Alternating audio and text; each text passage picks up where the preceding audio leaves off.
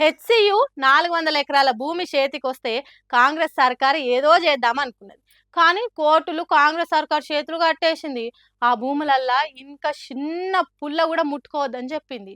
ఇగో ఇప్పుడు సుప్రీంకోర్టు ఇంకో సురుకు పెట్టింది తెలంగాణ సర్కారుకు. సురుకులు అంటే మామూలు సురుకులు కాదు పోన్రి. అబ్బా ఎందుకు ముట్టుకున్నాంరా హెచ్సియు భూములను అనుకునేటట్టు పెట్టింది సుప్రీంకోర్టు సురుకులు. చెట్లు నరుకుడు ఏ పద్ధతి ప్రకారం చేసిండ్రు, ఎవరు అనుమతి తీసుకున్నారు, మీకు పర్మిషన్ ఇచ్చినో లెవలు అన్నట్టు అడిగితే సర్కార్ తరపు లాయర్కు నోట మాట పెక్లలేదట. సెలవు రోజులల్లా చెట్లు నరకాల్సిన అర్జెంట్ అవసరం ఏమొచ్చింది మీకు? మీరు చెట్లు పొదలు కొట్టేసుడుతోని ఆవాసం లేక జింకలు సిటీలకు వచ్చినాయి, వాటిని కుక్కలు పట్టినాయి. మేము ఆ వీడియోలు చూసినాం. ఇంత విధ్వంసం చేసి కూడా మేము చేసిన పనే కరెక్ట్ అన్నట్టు సమర్థించుకోకుండ్రి అని మందలిచ్చిందట. చెట్లు నరికే విషయంలో అనుమతి తీసుకోకుంటున్నట్టు తెలిస్తే ఆఫీసర్లను జైలుకు పంపుడు ఖాయమన్నదట. హెచ్సియు భూములల్లనే టెంపరవరీగా ఓ జైలు ఏర్పాటు చేసి అక్కడనే వాళ్ళని ఉంచాలి అనేటట్టు కోపం చేసిందట కోర్టు. మీ సర్కార్ చీఫ్ సెక్రటరీ శాంతకుమారిని కాపాడాలనుకుంటే చెట్లు నరికిన 100 ఎకరాలల్లా మళ్ళా చెట్లు పెంచాలి, అవి ఎట్లా పెంచుతారో మాకు వివరణ ఇయ్యుండ్రి అని సర్కార్ చెంపలు వాయించినంత పనిచేసిందట. ఆ భూముల విషయంలో ఆఖరి తీర్పు వచ్చేదాకా ఒక్క చెట్టు కాదు కదా, చిన్న పుల్ల కూడా ముట్టుకోవద్దని హెచ్చరించిందట. ఒకవేళ చెట్లు నరకొద్దన్న మాటను ఏ ఆఫీసర్ అయినా వ్యతిరేకించినట్టు మాట్లాడితే సీదా జైలులనే వేస్తామని చెప్పిందట. మళ్ళా కోర్టు వాదనలు మే 15వ తారీఖు వాయిదా వేసిందట. ఇట్లనే వాయిదాల మీద వాయిదాలు వేసుకుంటా పోతే రేవంత్ రెడ్డి హెచ్సియు భూముల మీద పెట్టుకున్న ఆశలు ఏమైతాయో ఏమో. ఆ భూములను చేతికి చిక్కించుకుందాం అనుకుంటే ఆ ముచ్చట కోర్టులకు ఎక్కి కొరకరాని కొయ్య తీరాయే కదా అని బాధపడుతున్నాడు కావచ్చని అంటుర్రు. సుప్రీంకోర్టు హెచ్చరించిన మాటలు విన్న తెలంగాణ పబ్లిక్. కోనో కార్పస్ చెట్లు మనిషికి మేలు చేయకపోవడం అటుంచితే కీడు చేసుడే ఎక్కువ అని సోషల్ మీడియాలో కొందరు లీడర్ల నోట ఆఖరికి అసెంబ్లీలో కూడా మాట్లాడిండ్రు. తెలంగాణ అసెంబ్లీ స్పీకర్ ఏకంగా ఆ చెట్లను కొట్టేయాలని చెప్పిండు. ఏపీ ఉప ముఖ్యమంత్రి కోనో కార్పస్ చెట్లను బ్యాన్ చేయాలి అన్నాడు. మరి నిజంగా ఆ చెట్లు అంత డేంజరా, ప్రాణాలు పోయేంత ప్రమాదమా అంటే ఈ పెద్ద మనిషి ఏమంటున్నాడో ఇందాం పాండ్రి. ఈ కోనో కార్పస్ గురించి యూట్యూబ్లోను వాట్సాప్లోను వచ్చిన విషయాలే కానీ సైంటిఫిక్గా ఉన్న విషయాలు చాలా తక్కువగా ఉన్నాయి. అందుకని మేము సైంటిఫిక్గా వెతికాను, నేను బాగా సెర్చ్ చేశాను హెడ్లైన్స్లోను అక్కడంతాను. అందులో చూసింది ఏంటంటే ఈ వృక్షానికి ఫస్ట్ ప్రాపర్టీ కార్బన్ డైఆక్సైడ్ గాలిని బాగా ఎక్కువగా పీల్చుకుంటుంది, తక్కువ కాదు ఎక్కువగా పీల్చుకుంటుంది, ఆక్సిజన్ వాయువును వదులుతుంది. కాబట్టి ఇది very good tree for us. 1 point ఇన్నరా సోషల్ మీడియాలో ఈ చెట్ల గురించి చెప్పే సొల్లు ముచ్చట్లు అన్ని తప్పేనట. కోనా కార్పస్ చెట్లు కొందరు తెలిసి తెలియనోళ్ళు చెప్పినట్టు కీడు కంటే ఎక్కువ మంచి చేస్తాయట. అన్ని చెట్లు కార్బన్ డైఆక్సైడ్ను కొద్ది శాతమే పీల్చుకుంటే ఈ కోనా కార్పస్ చెట్లు ఎక్కువ శాతం చెడ్డగాలిని పీల్చుకొని ఎక్కువ మొత్తంలో ఆక్సిజన్ను విడుదల చేస్తాయట. అంతేకాదు ఆ చెట్లు కనబడితే ఆమడ దూరం మురికేటట్టు చెప్పిన ముచ్చట్లు కూడా నిజం కాదట. మిగతా దీనికి మెడిసినల్ ప్రాపర్టీస్ ఉన్నాయి, anti diabetic property, anti biotic property, metal absorption property, అలాంటి చాలా ప్రాబ్లమ్స్. వాటి గాలి పీల్చితే రోగాలు వచ్చుడు కాదు, ఉన్న రోగాలు నయమయ్యేంత శక్తి ఆ చెట్లకున్నదట. ఏగా బీఆర్ఎస్ పార్టీలు ఈ పెద్ద మనిషిని తీసుకొచ్చి వాళ్ళకు అనుకూలంగా ముచ్చట్లు చెప్పిస్తున్నారు అనుకోకుండ్రి. ఎందుకంటే పక్క ఆధారాలతో చెప్తున్నాడట ఈసారు. లాబొరేటరీలో రీసెర్చ్ చేసి రివ్యూ చేసి పబ్లిష్ చేసిన ఆర్టికల్స్ కాబట్టి సైంటిఫిక్ ఎవిడెన్స్ దీనికి మంచి లక్షణాలే ఉన్నాయి. పెద్ద పెద్ద చదువులు చదివినోళ్ళు ఈ చెట్ల మీద పరిశోధనలు చేసి ఆర్టికల్స్ రాసిండ్రట. హాగో ఈ కాగితాలు చదివి కోనా కార్పస్ చెట్లు షెడ్డయి కావని చెప్తున్నాడు. ఏఆర్ రెడ్డి అనే ఈ పెద్ద మనిషి చెట్ల పరిశోధనలు చేసే శాస్త్రవేత్తనట. అంతేకాదు యోగి వేమన విశ్వవిద్యాలయానికి వైస్ ఛాన్సలర్గా పనిచేసిండట.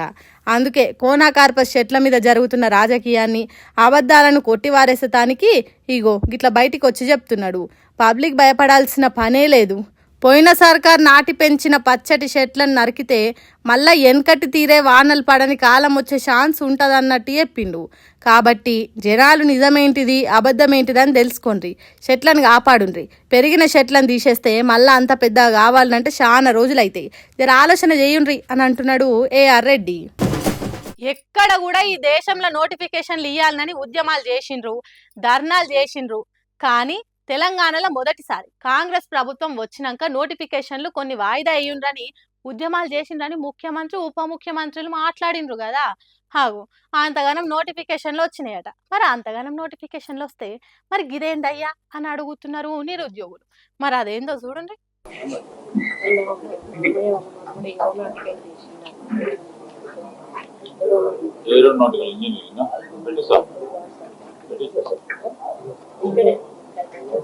మంత్రి గారు, మా సుట్టపొల్ల పిల్లగాడు జాబ్ లేక తిప్పల పడుతున్నాడు, వానికి మీరే ఏదన్నా కొలువుల పెట్టియాలే అని మంత్రి కొండా సురేఖ అడిగింది. దానికి ఇంకో మంత్రి శ్రీధర్ బాబు ఏం చదువుకున్నాడు అని అడిగితే విమానాలు నడిపే చదువు ఏరోనాటికల్ ఇంజనీరింగ్ చదివిండు అని మంత్రి సురేఖ చెప్పింది. ఏరోనాటికల్ ఇంజనీరింగ్ చదివిండా, సరే చేద్దాం తీ అన్నాడు శ్రీధర్ బాబు. మళ్ళా దానికి మంత్రి సురేఖ థ్యాంక్స్ అన్న అని ఫైల్ పట్టుకొని వెళ్ళిపోతున్నది. అంటే తెలంగాణ రాష్ట్రానికి ఒక మంత్రిగా పనిచేసే కొండా సురేఖ సూటపోల పిల్లగానికే జాబ్ లేదు, ఆమె మంత్రి ఉన్నా కొలువిప్పియలేక ఇంకో మంత్రిని బతిలాడినట్టు అడుగుతున్నది. అసొంటిది తెలంగాణలో ఉన్న సామాన్యుల పరిస్థితి ఇంకెట్లుండాలి? ఇక ఇప్పుడు చెప్పుండ్రి, నోటిఫికేషన్లు వద్దని ధర్నాలు చేసింది ఎవలో, వరుసగా నోటిఫికేషన్లు ఇస్తుంటే వాయిదా అయ్యుండ్రి అని కోరింది ఎవలో. మరి అప్పుడు ముఖ్యమంత్రి అట్లంటే ఇప్పుడు ఉప ముఖ్యమంత్రి ఏమంటున్నాడో చూడుండ్రి. Jobs in the government department, but still lakhs of other unemployed youth are still waiting for jobs. ఇన్నరా, సర్కారు జాబులు ఇచ్చిందట, ఇంకా ఇచ్చేదానికి ప్రయత్నాలు చేస్తున్నదట, అయినా కూడా లక్షలల్లా నిరుద్యోగులు ఉన్నారట. ఈ మాటలిన్న నిరుద్యోగులు ఒక్కొక్కరు ఒక్కో తీరుగా కామెంట్లు చేస్తున్నారు. అట్లెట్లా జరుగుతున్నది ఉప ముఖ్యమంత్రి గారు? నోటిఫికేషన్లు వద్దని ధర్నా చేస్తే లక్షలల్లా నిరుద్యోగులు ఎందుకుంటారు? ఇంకా మీ తోటి మంత్రి ఇంకో మంత్రిని సుట్టపొల పిల్లగానికి నౌకరిప్పిమని అడుగుతుంది. ఎందుకు సారు ఏది పడుతుంది మాట్లాడతారు? ఉద్యోగాలు ఇస్తామంటే వద్దనేటోళ్ళు ఉంటారా ఈ రోజులల్లా? జనం నవ్వుతారన్న సోయితోని మాట్లాడుండ్రి అన్నట్టు కామెంట్లు చేస్తున్నారు కాంగ్రెస్ వాళ్ళు మాట్లాడే మాటలు విన్న సామాన్య జనాలు. ఎండాకాలం గోడలకు పెండ పూస్తే చల్లగా ఉంటది రూము, ఎండల వేడికి రాకుండా ఏసీలో కూర్చున్నట్టే ఉంటది. ఓ మేడం ఏం చేసిందో చెప్పుకున్నాం కదా, అదేనుల్లా ఆవు పెండ పిల్లగాన్లకు చదువు చెప్పే రూమ్ గోడలకు రాసిందని చెప్పుకున్నాం కదా, యాదికి లేదా? అయితే మళ్ళొకసారి చూడండి, ఆ మేడం చేసిన పనికి విద్యార్థులు ఏం చేసిండ్రు అనేది కూడా చూడండి.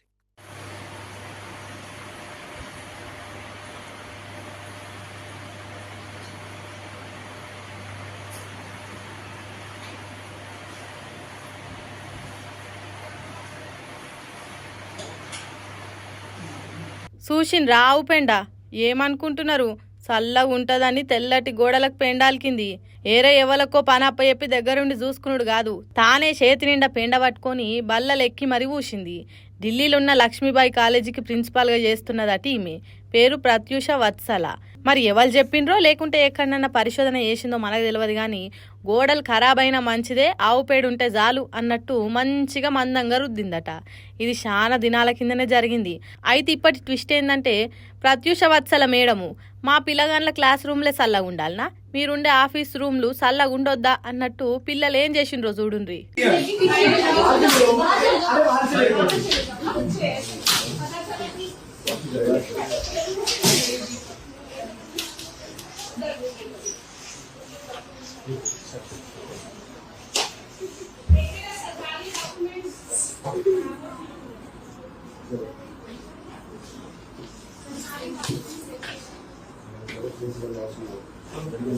మేడం గోడలను ఖరాబ్ చేసినట్టు మనం ఎందుకు ఆగం చేయాలి అనుకున్నారో ఏమో, కొద్దిగానే రూమ్ గోడలకు పెండను పిడికల తీరుగా కొట్టిండ్రు. అంటే ఆవు పెండతోని గోడలు చల్లగా ఉండేయని అనుకున్నారో లేకుంటే ఎంత పెద్ద చదువులు చదివినా ఏం లాభం, కనీస ఆలోచన లేకుండా క్లాస్ రూమ్లో నాగం చేసిందన్న కోపమో తెలియదు కానీ ప్రిన్సిపల్ మేడం మీదిగో గిట్ల కోపం ఎల్లగక్కిండ్రు పిల్లలు. మరి దీని మీద ప్రిన్సిపల్ మేడం ఏమంటదో, గోవు పెండ సర్వరోగ నివారణి అనేటోళ్ళు ఏమంటారో చూడాలి. సెలబ్రిటీలు దగ్గినా తుమ్మినా జ్వరం వచ్చినా వాళ్ళకి ఏదైనా దెబ్బ తాకినా వార్తనే, ఎందుకంటే వాళ్ళు సెలబ్రిటీస్ కాబట్టి. అందులో హీరోయిన్లు ఏం చేసినా వైరస్ కంటే ఘోరంగా వాకిపోతుంది. అసోంటిది హీరోయిన్లు వాళ్ళ కింద పనిచేసేటోళ్ళని డ్యాన్సులు చేస్తే వైరల్ కాకుంటుంటుందా? ఇంతకు ఎవలా హీరోయిన్ అనే కదా, నేను కూడా చూడాలి, చూద్దాం పాన్రి.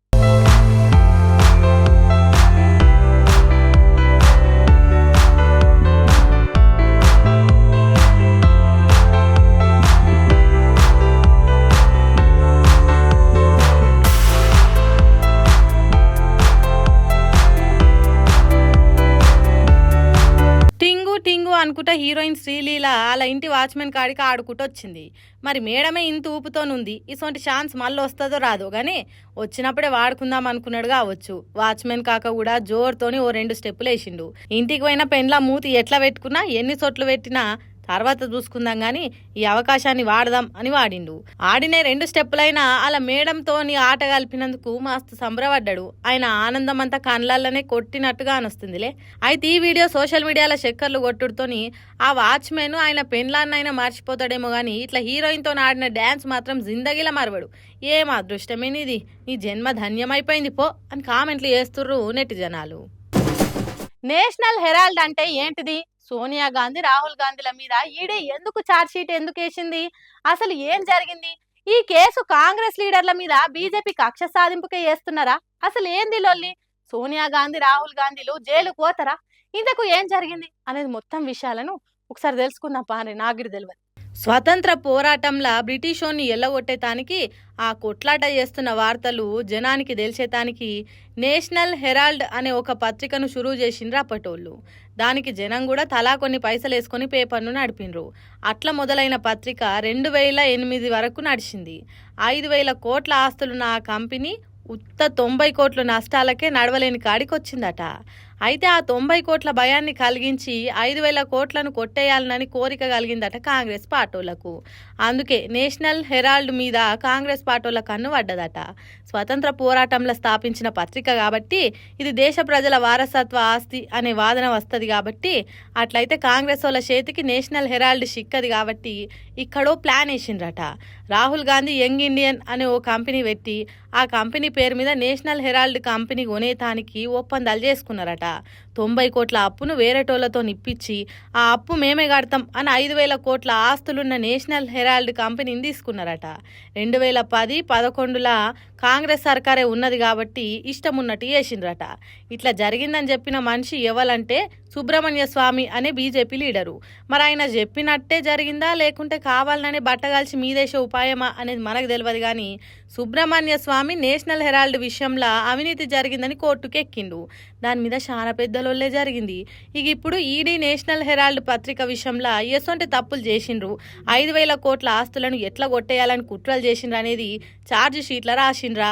ఇన్ని రోజులు ఈ కేసు విషయంలో ఎవరి పేర్లు రాయలే కానీ ఇప్పుడు మాత్రం సోనియా గాంధీ రాహుల్ గాంధీల పేర్లు రాసిండ్రట. అందుకే నేషనల్ హెరాల్డ్ కేసు కాంగ్రెస్ పార్టీల మెడకు చుట్టుకుంటున్నది అంటుర్రు. మరి చూడాలి ఈ కేసు ఎటు దిక్కుపోతుందో, ఏ పార్టీకి లాభం తెచ్చిపెడుతుందో, ఎవలకు సానుభూతి కలిగిస్తుందో. ఒక అప్పటోళ్లకు ఫోన్ అంటే ఏంటియో కూడా తెలిసేటి కాదు. చిన్న చిన్న డబ్బా ఫోన్లు ల్యాండ్ లైన్లో ఉండేది. గాదాన్ని చూసే ముడిచేటోళ్ళు. కానీ ఇప్పటోళ్లకు ఫోన్లు లేకపోతే మనసుకే పడతలేదు. అంటే అంటే టచ్ ఫోను. ఇక యాలకింత కూర తినకపోయినా పూటకో రీల్స్ చేయకుండా అయితుంటలేరు. అట్లా ఆ రీల్స్ పిచ్చితోనే ఎంత పని చేసిందో చూడురు ఈ బుజ్జవ. ఆగో షెల్లె నీళ్ళలో దిగింది.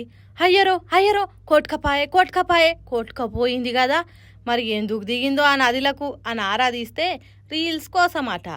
యూపీ ఉత్తరకాశీలున్న మణికర్ణిక ఘాట్ కాడ మరి ఏడా జాగలేనట్టు షెల్లె నీళ్ళకి దిగి రీల్స్ చేద్దామని ప్లాన్ చేసింది. దేంతోనైనా ఆట ఆడాలే కానీ నీళ్లతో ఆడొద్దని ఆ గంగాదేవి మల్లోపారి బుద్ధి వచ్చేటట్టు చేసింది. మరి ఈ వీడియో తీసేటోళ్ళైనా చెప్పాలి కదా వద్దురా అని. ఇంటరా ఇన్నరు సోకుకు పోయి పానాల మీదకి తెచ్చుకుంటారు. ఇట్లా ఇది చూసిన కాడమూలకైనా బుద్ధి రావాలి అని చెప్తున్నాం.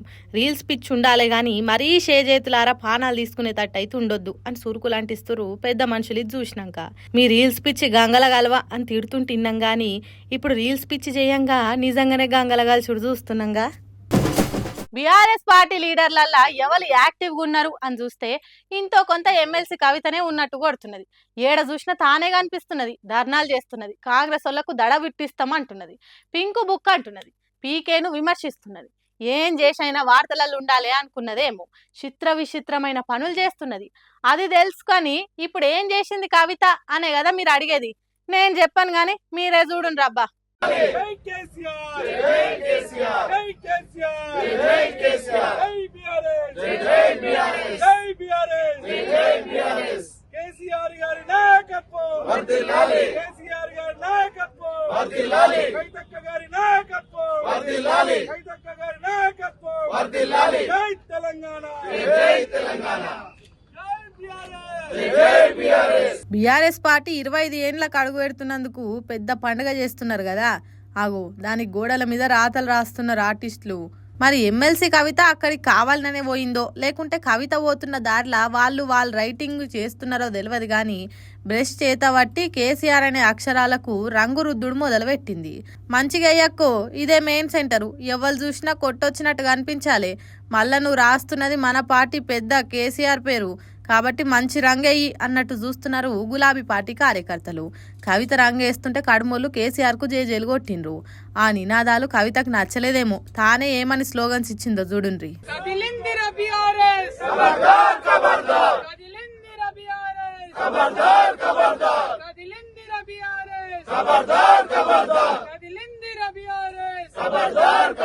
బాన్సవాడలా నేను కొద్దిగా రౌడీ టైపు అన్నది కదా కవిత. హాగు అసొంటి నినాదాలే ఇచ్చింది. కాంగ్రెస్ పార్టీకి కడమ పార్టీలకు ఖబర్దార్ ఖబర్దార్ అన్నట్టు డేంజర్ హెచ్చరికలు చేసే నినాదాలు ఇచ్చింది. ఇక ఒక్క అక్షరానికి రంగేసినాక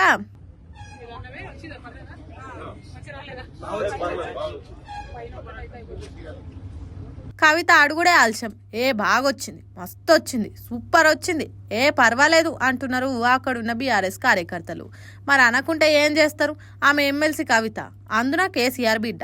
అసలే నేను కొంచెం రౌడీ టైప్ అంటున్నది. అసోంటిది బాగా రాలేదంటే ఎట్లుంటుందో వాళ్ళకి తెలియదా, అందుకే మంచిగా వచ్చిందని చెప్పిండ్రు. అయినా బాగా రాకపోవడేంది? కవిత పేర్ల మొదటి అక్షరం కేనే కాబట్టి, కేసీఆర్ పేర్ల కేనే కాబట్టి బాగానే వస్తుంది. జగిత్యాల చౌరస్తాల ఇట్లా వాల్ పెయింటింగ్ రాసింది ఎమ్మెల్సీ కవిత. రోజుకో తీరుగా వార్తలల్లో నిలుస్తున్న కవిత ముందు ఇంకేం చేస్తుందో చూడాలి. మీ ఇంట్లో పాతేస్తున్నదా? దానికి 3 స్టార్సే ఉన్నాయా? కరెంటు బాగా ఖర్చు బిల్లులు ఎక్కువ వస్తున్నదా? అయితే ఈ వార్త మీకోసమే. సెంటర్ సర్కారు మీ అసొంటోళ్ళ కోసమో కొత్త ఆలోచన చేసింది. మీ అసొంటోళ్ళు ఓ కొత్త ఏసీ కొనుక్కునే ఉపాయం చేసింది. ఉన్నదాంతోనే ఏగలేకపోతున్నాం, ఇంకోటి కొని ఏం చేయాలి అంటారా? అప్పుడే తొందర పడకుండ్రి. ఈ వార్త మొత్తం వింటే మీకు కొత్త ఏసీ ఎట్లొస్తుంది అనేది తెలుస్తుంది. నుండ్రి. పాతది రోత కొత్తది మోజు అన్నట్టు పాత ఏసీలకు కాలం చెల్లే రోజులు వచ్చినాయి. పాత ఏసీలు చేయబట్టి దేశంలో కరెంటు బొచ్చడు ఖర్చు అవుతున్నది. వాటిని వాడేటోళ్లకు శాతాడంత కరెంటు బిల్లులు వస్తున్నాయి. పవర్ గిడ్డుల మీద భారం ఎక్కువ అవుతున్నది. ఆ కరెంటు తయారయ్యేటానికి టన్నుల కొద్ది బొగ్గును మండిస్తున్నారు. దాంట్లో వచ్చే పొగతోని వాతావరణం ఖరాబ్ అవుతున్నది. ఇట్లనే చూసుకుంటా పోతే కొన్నేళ్లలో భూమి మీద మనిషి అనేటోడు ఉండడు. అందుకోసమే పాత ఏసీలను పక్కకు వారేయాలి అనే ఉపాయం వేసిందట మోడీ సర్కారు. 3 స్టార్లున్న ఏసీ కరెంటుని ఎక్కువ ఖర్చు చేస్తుంది కాబట్టి తక్కువ కరెంటు గాలే 5 సుక్కల ఏసీని వాడేటట్టు చేస్తుందట. దానికోసం మీ పాత 3 స్టార్ల ఏసీని రీసైక్లర్ సెంటర్లు ఇస్తే వాళ్ళు దానికి ఓ సర్టిఫికేట్ ఇస్తారట. దాన్ని మీరు కొత్తగా ఏసీ కొనే కాడిస్తే 5 స్టార్ల ఏసీని 60% తక్కువ రేటుకి ఇస్తారట. దానికి మనకే ఖర్చు పెరుగుతుంది. కొత్త దానికోసం పైసలు ఎందుకు ఖర్చు పెట్టాలి అనుకుంటున్నారా? కానీ అట్లా చేస్తే 5 స్టార్ ఏసీ వల్ల ప్రతి సంవత్సరం మీరు 6,500 కరెంటు బిల్లు తక్కువ వస్తుందట. అంతేకాదు, మీరు సర్కార్ చెప్పినట్టు ఈ కొత్త ఏసీల పథకంలోకి వచ్చి కరెంట్ ఆదా చేసే పనిని చేస్తున్నారు కాబట్టి వచ్చిన బిల్లుల కరెంటు డిపార్ట్మెంట్ వాళ్ళు ఇంకొంచెం తక్కువ చేస్తారట. కాబట్టి కేంద్ర ప్రభుత్వం పెట్టిన ఈ పథకం పాత ఏసీలు ఉన్నోళ్ళకి మేలే చేస్తుంది తప్ప వాళ్ళ మీద భారం పడనియదట. అయితే పాత ఏసీ అన్నారు కదా అని ఖరాబ్ అయినది మూలకు పడ్డది తీసుకుపోయి ఇస్తామంటే కుదరదట. మీరు రీసైక్లర్ సెంటర్కు తీసుకుపోయే నాటికి అది మంచిగా పనిచేస్తుండాలన్నట. ఇంకోటి ఏంటంటే బ్లూ స్టారు, ఓలాసు, ఎల్జీ అసొంటి పెద్ద పెద్ద కంపెనీ ఏసీలకే ఇది వర్తిస్తుందట. కాబట్టి పీఎం మోడీ ఏసీ యోజన పథకాన్ని ఉపయోగించుకొని ఉడకపోతను కట్టడి చేసుకోండి. సుశీరాణిలా నేను పట్టుకొచ్చిన ముచ్చట్లు ఎట్లున్నాయో ఇంకిన్ని ముచ్చట్లతోటి మళ్ళీ కలుద్దాం. అప్పటిదాకా చూస్తూనే ఉండరు మైక్ టీవీ ముచ్చట్లు.